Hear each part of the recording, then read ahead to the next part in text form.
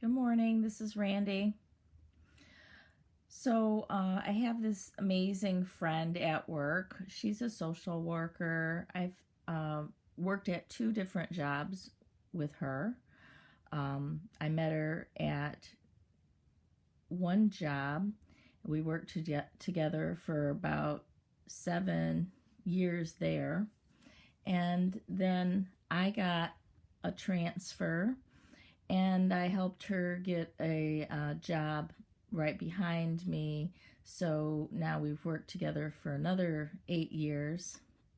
So she's been a work friend of mine for 15 years. And she was married to a narcissist, believe it or not. Neither one of us knew that we were both married to narcissists. We had her and her husband over our house once, and my narcissist knew of her because I spoke very highly of her. She came to some of our parties, and interesting enough that my narcissist kind of was, I think, jealous of her husband a little bit and bad-mouthed him slightly behind his back, but nothing too out of the ordinary for the narcissist. And this woman is kind of a quiet, emotionally guarded woman. She doesn't share a whole lot. It takes her a long time to trust someone. And took me, many years to kind of get her to open up slightly to me, but that's fine. She's a really upstanding woman. She's a few years younger than myself. So I went and, got my divorce, and I opened up to her what had been happening with me. And, she is educated in the field. So when I talked about narcissistic personality, she definitely had a basis or a foundation for understanding that. So she could understand where I was coming from, and she was interested, and she caught on to it. And mainly she caught on to it because she saw similarities with kind of her own husband. She was still married at the time. And then now I've only been divorced for 3.5 years.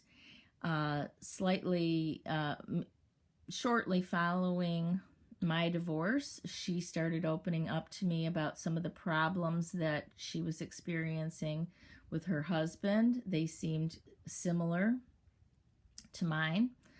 Again, this is a really empathic, empathetic, giving woman. She's just tireless in her efforts to both work, take care of their child, do the finances, make sure that everything is just perfect for the husband, just be this undying support to him in all the different jobs that he's had. I mean, it sounded just like my story.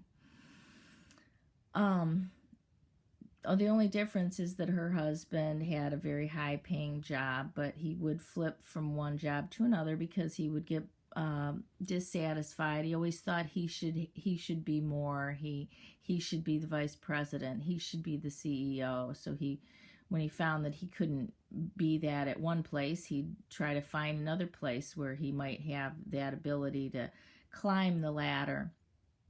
I just thought he was, ambitious, but apparently everything was all about him. And one day he came to her and he told her that he was going to move to Texas and get a job there, and that she should quit her very stable job in which she has a pension coming, that she has worked at for 22 years, that if she wanted to bring her and her child with him, even after they were having these problems, and he had flitted from job to job throughout their 20-year marriage, that if she wanted to come with him and quit her job, she could. And I advised her not to do that because, my God, you can't quit your job, only depend on him, lose your pension. You won't be able to get your job back if you leave. You've got like all these benefits, all these years invested in your position, and now your husband just wants to flit out to, another state, Texas, and move your family. And, it's not like you feel very stable in your relationship. I said, don't do it. You cannot do it. What is he doing? Why does he want to move away from you and your family for a job? He's got a job. So she, it wasn't only by my advice. She knew she couldn't do that. She didn't do that. She told him, go ahead and you move there. We'll come and visit you. We'll see if you like the job. We'll see how things go with our relationship. And, maybe I'll join you, or, maybe I won't. I mean, she just took it as a rejection. It's like, you're leaving me. You're leaving me for a job for no reason. He's got a master's degree and an MBA. He can get jobs wherever he goes. It may not be the most fantastic job where he can become the president, but it will be a good job. And she didn't understand why he was leaving. She had suspected that he had been maybe cheating, but she never really caught him. And so he moved. And 3 months later, he tells her that he's dating someone. There was nothing said about divorce, or we're having an open relationship, or we're going to date people now while we're married during this long distance kind of issue that was going on. There was nothing of the sort talked about. Well, of course, she started going through what we've all gone through, this awakening to who you are really married to. I mean, obviously, there's been problems, but it's like, what? You're dating someone? Oh, we're married. And so she had to prod him along to try to actually talk to her about what was going on, which, the narcissist will not do. And eventually, I think another 3 or 6 months passed, and he continued to act like he was not married anymore. He was sending money. She initiated the divorce. He did nothing to stop it. He didn't say, don't do it. He just allowed her to initiate the divorce. He drug his feet along like most of them do during the process, but he didn't really fight it. He threatened a couple times he was going to, but he did nothing. He didn't even get his own lawyer. She moved him out. She split up everything that they had fairly. She got her divorce while he remained out of state with a girlfriend, one that failed and then another one. And he passively let this 20-year marriage go down the tubes for whatever reason that he didn't really express, except that he's not happy. And so now they've been divorced now for, I think it was final in January, so almost a year. And my friend yesterday, as we were riding home from a meeting together, said I had told her about narcissistic personality. She totally caught on to it. She's not as preoccupied as I am, or she didn't seem to break down. She's like so emotionally guarded that her breakdowns they end up being physical. Like she'll have asthma or allergies, or she's had a couple panic attacks because she's holding her feelings in. But she asked me yesterday just real innocently. Randy, I just want to mention something to you. It seemed odd to me, but Bob called me the other day, and he wants to get back together. She said, "Have you ever heard of that?" She says, "What in the hell is going on?" And I'm like, "Oh, yeah, that's hoovering, you know." She goes, "Hoovering?" I'm like, "Yeah, I'm sorry, didn't I tell you about that? Yeah, that's part of it. That happens."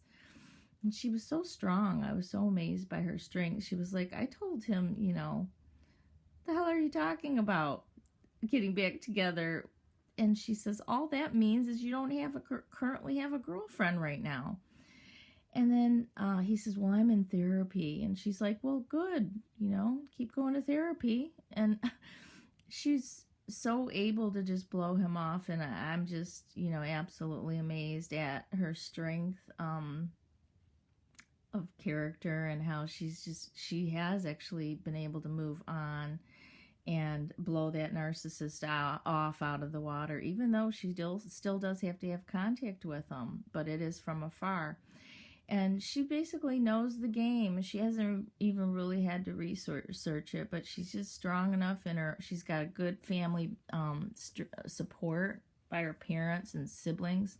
She did not grow up in a narcissistic family, but yet she was fooled by a covert narcissist. But she's not codependent at all, and she is not like the child of any narcissistic parents. So she got fooled, but she got up. She picked herself up really quickly, and she's able to see through his bullshit. And she didn't fall for the hoovering, for 1 minute. So I just wanted to tell that story to let people know that, many people who are not codependents, who are not children of narcissists, don't come from narcissistic families, they can get caught up in this, and they can recognize it, and without even doing a whole lot of work, they can bounce back. They can pick themselves up. They can resist hoovering, and they can really see what's going on with somebody who's just thinking is just not right. And when she got that divorce, it was over. She's not helping him at all. She helped him enough.